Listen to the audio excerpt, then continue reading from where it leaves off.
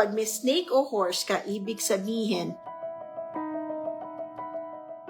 from within yung magiging problema. Kunyari, nasa year mo ang snake. Anong ibig sabihin nito? Ikaw yung medyo may distraction. Ikaw yung magkukos ng distraction sa market mo, sa company mo, kung nasa month yan. Ikaw ang magkukos ng distraction sa asawa mo, sa anak mo. Kung si horse, si pig, si rabbit, external. Ibang tao magbibigay ng problema o magbibigay ng blessing sa iyo. Si snake at saka si horse din, internal. So si horse, in and out. Ngayon talaga si horse, medyo July, medyo hindi feeling good to. Ano ibig sabihin? Dati, kapag may problema ang sinasabi iba, okay ka, willing ka tulungan. Pero ngayon, since may internal, sensitive ka, tamad ka, wala kang pakialam, ganyan.